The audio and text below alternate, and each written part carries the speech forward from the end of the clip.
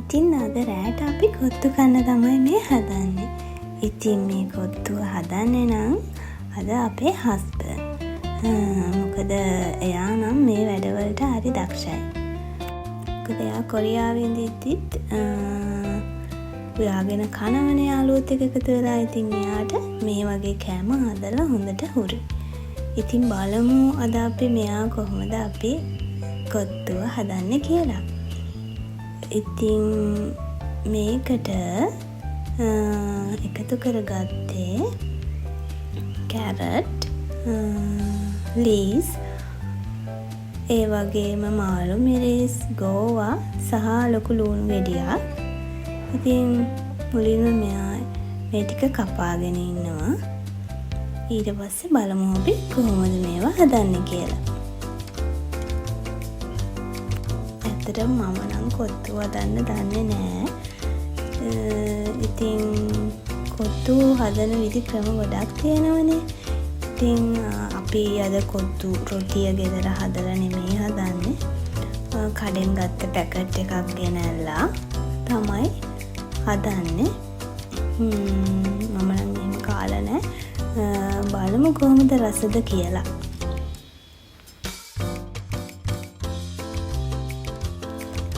මේ දවස්වල මට ගොඩක් පහසුයි.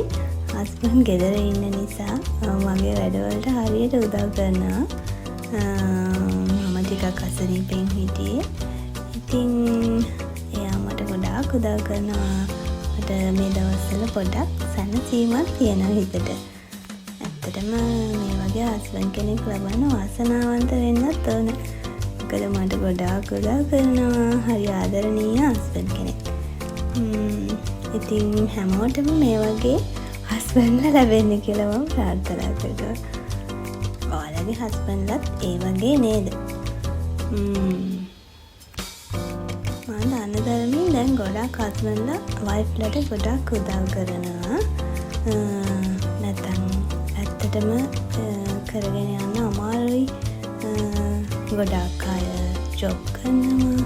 ඉතින් ඒ වගේ අවස්ථාවල දෙන්නගෙම උදව් ඕන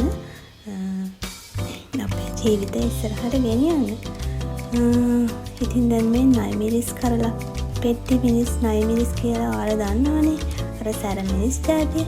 ඉතින් ඒවත් එකක් කපලා දානවා. හැබැයි ඉතින් සැර වේද දන්නේ නැහැ. ඉතින් බලමු හැබැයි රස ඇති නේද? ඉතින් මේ තියෙන්නේ කොත්තුවට එයා පාවිච්චි කරන දේවල්. ඉතින් දැන් කපලා ඉවරයි. සුදු ලූණු ඉඟුරුත් තලා ගත්තා. බලමු දැන් කොහොමද මේක හදන්නේ කියලා.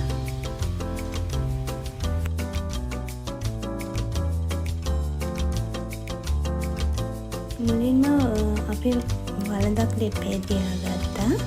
ඊට පස්සේ ඒකට තෙල් ටිකක් එකතු කරා. ඔයාලට කැමති තෙල් ජාතියක් පාවිච්චි කරන්න පුළුවන්. අද නම් අපි පාවිච්චි කරන්නේ හස්බන්ඩ් කොරියාවෙන් ගෙනාවු තෙල් සහ ඒ දේවල් තමයි. බලමු. ඉතින් තෙල් ටික රත් වෙද්දී තලාගත්ත සුදු ලූණු ඉඟුරු ටික එකතු කරගත්තා.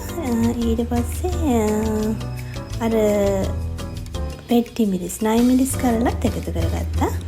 ඉතින් ඒකටම රම්පේ නෑ තියෙන්නේ. ඇත්තටම රම්පේ නෑ අපේ ගෙදර. මේ වෙලාවේ නැති නිසා අපි කරපිංචා විතරයි එකතු කරගත්තේ. ඉතින් ඒක හොඳින් ටෙම්පරාදු වෙන්න දුන්නා. ඊට පස්සේ බිත්තර 2ක් හරි 3ක් හරි එකතු කරගත්තා. ඉතින් ඒක එකතු කරගෙන හොඳට කවලම් වෙද්දී තමයි එරවලු ටික දාගන්න හදන්නේ. මුලින්ම ඉතින් කැරට් ටික දාගන්නවා. මොකද ඒක චුට්ටක් තැම්බෙන්න ඕන නිසා. ඊට පස්සේ තමයි අනිත් එළවලු එකතු කරගන්නේ.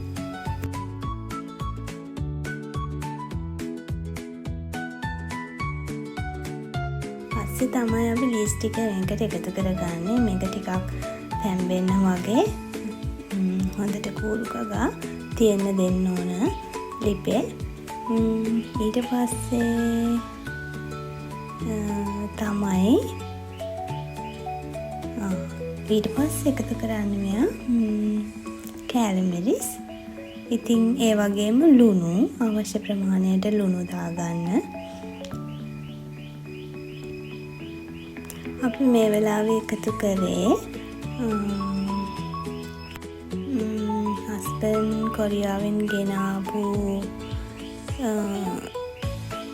ඒ ඔයිල් සහ එක කෑම හදන එක ඒව තමයි. මම නම් දන්නෙත් නෑ. බලමු අපි මොනවද එකතු කරන්න කියලා. ඊට පස්සේ මෙයා එකතු කරා කොත්තු ටික.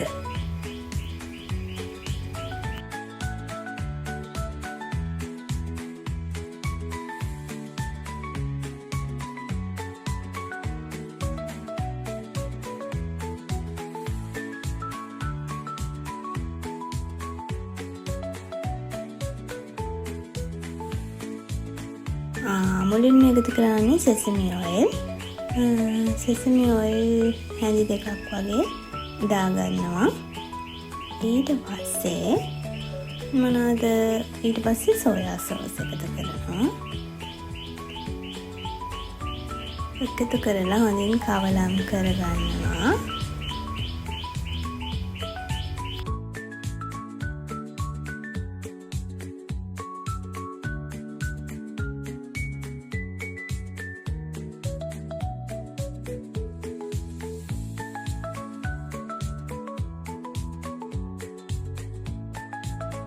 ඊට පස්සේ අපි ඉඟුරු සුදුලූණු පේස්ට් එකක් තමයි එකතු කරගත්තේ. අපි ඉඟුරු සුදුලූණු තලාගෙන දැම්මත් මේනුත් ටිකක් එකතු කරගන්න හිතුවා. ඊට පස්සේ තක්කාලි සෝස් දැම්මේ. තක්කාලි සෝස් නම් ටිකක් වැඩිපුර දාලා ඊට පස්සේ චිකන් කරි එකේ හොදි සහ කෑලි ටික එකතු කරගත්තා. දැන් මේක හොඳින් කවලම් කරගත්තා.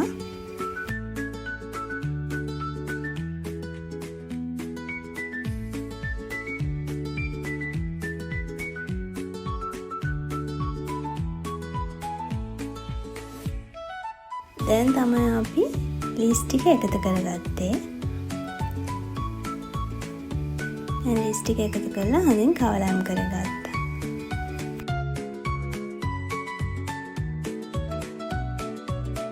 මේකට චීස් කෑලි දෙකකුත් අපි එකතු කරා. චීස් වැඩිපුර කන්න කැමති අයට චීස් වැඩිපුර එකතු කරගන්න පුළුවන්.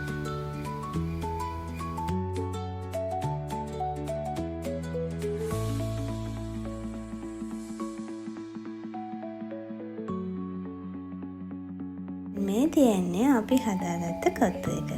බලන්නකෝ ලස්සනට තියෙනවද කියලා. ඉතින් ආයෙත් ඉක්මනින් හමු වෙනකන් කිහිල්ලා එන්නම්.